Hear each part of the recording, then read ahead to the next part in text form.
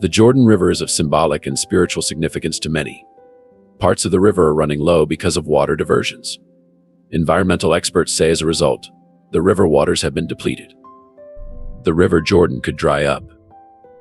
You might have been surprised by the news that the Jordan River's color has changed to red, which is considered a disturbing sign for this historical and religious symbol. But the mysteries surrounding this river don't end there. Recently, it has undergone a significant transformation.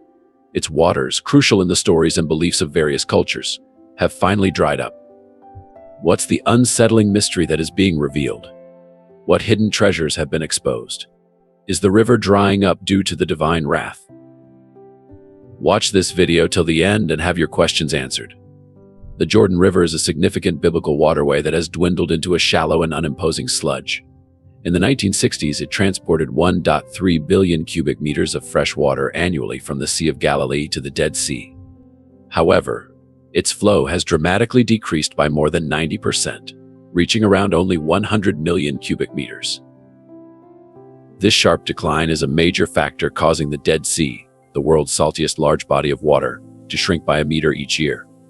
This alarming situation suggests that the Jordan River, responsible for supplying water to the Dead Sea, is indeed drying up. The Jordan River and its surrounding region are grappling with additional challenges. This region is already one of the driest in the world, and the situation is worsening due to escalating temperatures and a growing population. It's worth recalling that, in biblical narratives, God dried up the waters of the Jordan River for Israel. Much like the events involving Moses and the Israelites crossing the Red Sea. The Israelites' crossing of the Jordan River on dry land held tremendous significance for them. In a similar fashion, God is now seemingly continuing this phenomenon. When the Jordan River dries up, various industries in the region are affected. In the Middle East, people heavily rely on healthy rivers for drinking water. Crop growth, which is essential for survival and other purposes. The Jordan River plays a crucial role in irrigation for crops and contributes to the tourism industry. The drying up of the river has widespread implications. Many religious individuals visit the Jordan River to walk in the footsteps of Jesus and be baptized in the same waters where he is believed to have been baptized. The tourism industry centered around these religious sites could face a decline if the Jordan River dries up, as there would be no support for visitors, and the appeal of visiting the river would diminish. Fortunately for Israeli residents, the main source of drinking water has shifted to the Mediterranean Sea. Desalination plants, as explained by Michigan State University's Agriculture Extension, convert salty Mediterranean water into fresh and drinkable water. However, the drying up of the Jordan River would still have devastating consequences for the region, as the river plays a vital role in sustaining life in the ecosystem. The drying of the river has also brought to light various mysteries related to the Bible, suggesting a significant sign aligned with God's will. The story of Moses and the exodus of the Israelites, particularly the parting of the Red Sea as recounted in the book of Exodus, is one of the most well-known biblical narratives.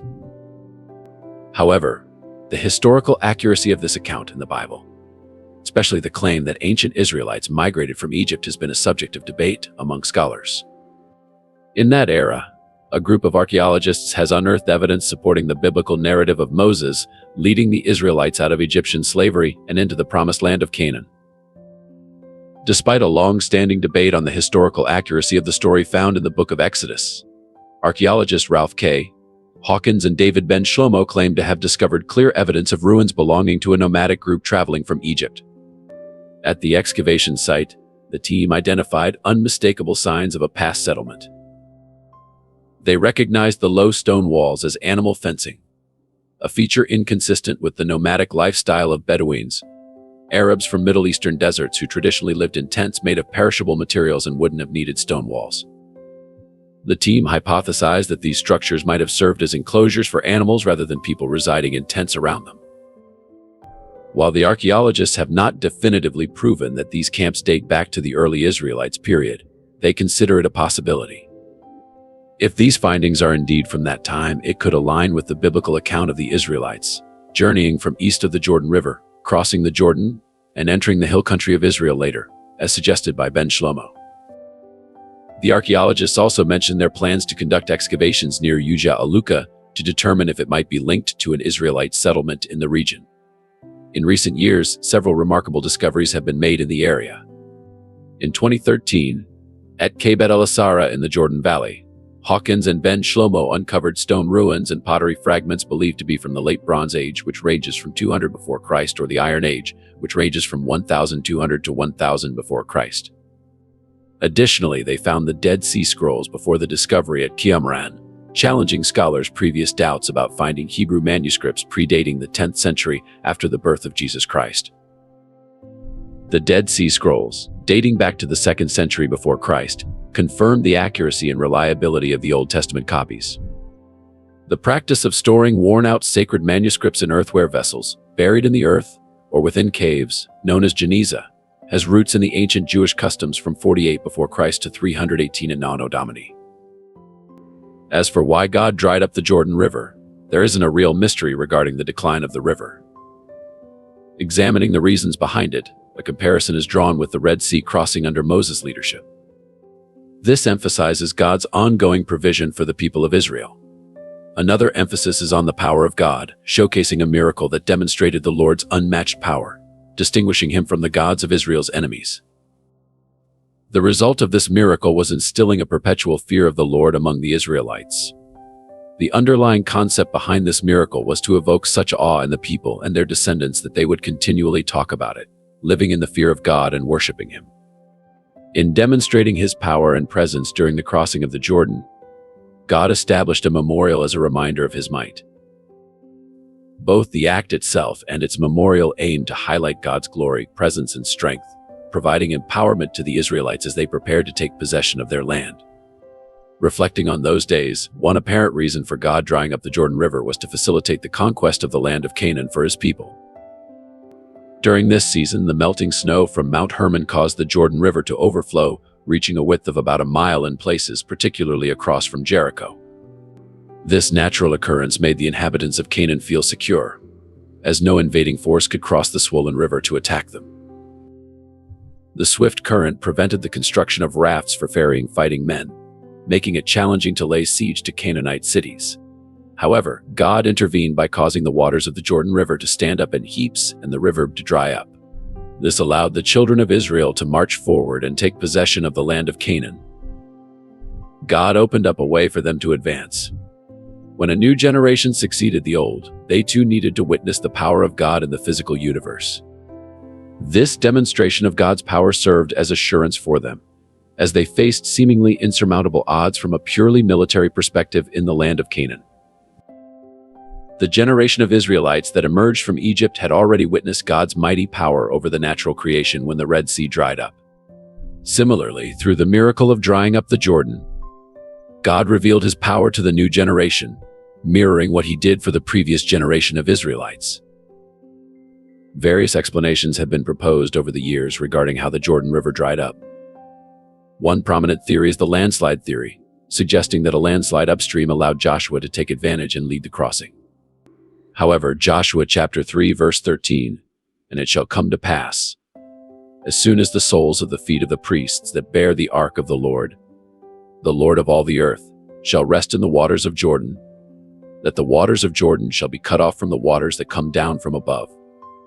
And they shall stand upon an heap," prophesies the event, stating that the moment the priests carrying the ark rest their feet in the Jordan waters, the river shall be cut off. Joshua couldn't have known about a landslide in advance. Moreover, the Israelites had all their religious items, including the tabernacle and the ark with them.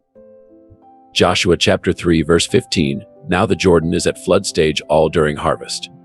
Yet as soon as the priests who carried the ark reached the Jordan and their feet touched the water's edge," specifies that as the priests approached the Jordan, the water was overflowing its banks during the harvest season. Joshua chapter 3 verse 17, "And the priests that bear the ark of the covenant of the Lord stood firm on dry ground in the midst of Jordan. And all the Israelites passed over on dry ground, until all the people were passed clean over Jordan." Further notes that as the priests with the ark dipped their feet in the water, the river dried up, allowing the people to cross on dry land. This miraculous event had a profound psychological Canaanites, shattering their sense of security as they witnessed the Israelites crossing a river that had miraculously dried up.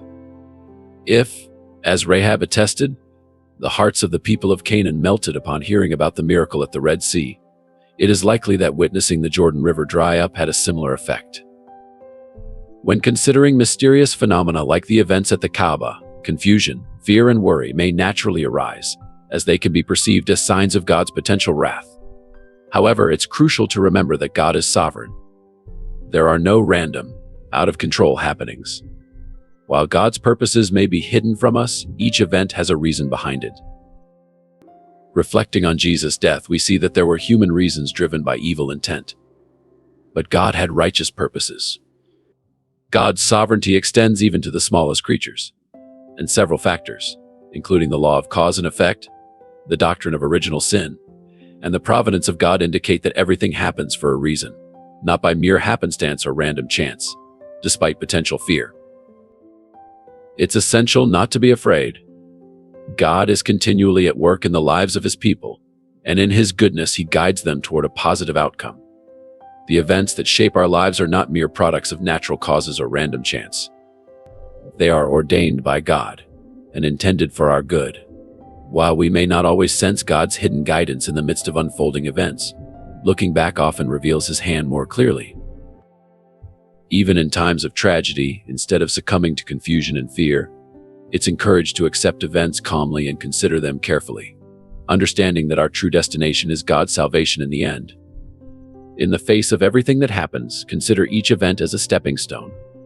Repent and pray diligently to God, and He will accept your words. Looking at other reasons from a different perspective, the river might be a victim of conflict, a consequence of what people have done to the river. Additionally, it is now a victim of climate change. The competition for access to the Jordan River's water supply among Israel, Syria, and Jordan owing to water scarcity has become a major source of conflict. This competition creates an incentive to extract as much water as possible, making it challenging for the Jordan River to be revitalized. Years of conflict among the main users of the river, revered by Christians, Muslims, and Jews, have contributed to the crisis. The river, stretching for 200 kilometers along the lush Jordan Valley, separates Jordan, Israel, and the West Bank. The demise of the River Jordan is intricately tied to the competition for water resources. Almost all the tributaries feeding into the river have been dammed or diverted, transforming the once believed gateway to the Garden of Eden into an unhealthy stream, especially in summer. Historically, in the 1950s, as Israel built a pipeline to pump water out of the Sea of Galilee, interrupting its flow into the Jordan. In the 1970s, water from the Yarmouk River, a key tributary, was diverted for Israeli farmland. A dam under construction by Jordan and Syria on the Yarmouk will further diminish its flow into the Jordan. Another reason stems from the strain on resources due to refugees. Some communities in northern Jordan, close to the Syrian frontier, claim that their city's water resources have long reached a desperate state. The influx of refugees from Syria, particularly in places like Da at Mafra, has intensified the pressure on water resources, potentially bringing these communities to a breaking point. The enormity of the Syrian exodus has far-reaching consequences, impacting water resources in already strained regions. In the bustling coffeehouses around Maf's main drags, the Syrian presence now far surpasses that of longtime residents, and non-Syrian Arabic accents have become relatively rare. Many of Jordan's established inhabitants are themselves originally refugees, with waves of Palestinians arriving after the creation of Israel in 1948, and thousands of Iraqis settling there during the Gulf War in the early 90s, and the subsequent civil war that followed the American invasion in 2003. The Zayatari refugee camp, receiving approximately 4 million liters of water per day through 2 large tankers, translates to about 40 liters per person. The emergency daily standard is set at 18 to 20 liters. Within the camp, 71% of residents have installed their own toilets, 8% have their own water tanks, and many families have connected personal hose pipes. There are even 1,500 private washing machines in use, all tapping into the camp's water supply. Not only water, but many washrooms and communal sanitation facilities, crucial for disease prevention, are often dismantled shortly after construction, with their parts scavenged for private use. It's crucial to note that the Euphrates River has encountered mounting challenges due to factors like dam construction, agricultural use, and climate change, resulting in diminished water levels and environmental stress in the region. Ongoing efforts to manage water resources sustainably and address the impacts of human activities on the river's ecosystem are essential for the long-term viability of the Jordan River and the surrounding communities. Standing at the Jordanian baptismal site Bethany, beyond the Jordan, one woman expressed the coldness of the river's water on her skin, offering respite from the sweltering heat. Amid the mix of emotions she grappled with, there was a palpable sadness for the river's dwindling state. She speculated that God above might also share in this sadness. The same God who performed miracles for the children of Israel, from delivering them from Egyptian captivity to parting the Red Sea, bringing water from the rock at Meribah, providing manna when they were hungry, and sending quail from the sky. The Jehovah God of all the earth works in duality. The children of Israel fled Egypt by crossing the Red Sea on dry ground, and when it was time for them to enter the Promised Land, they crossed the Jordan on dry ground. God had them coming and going,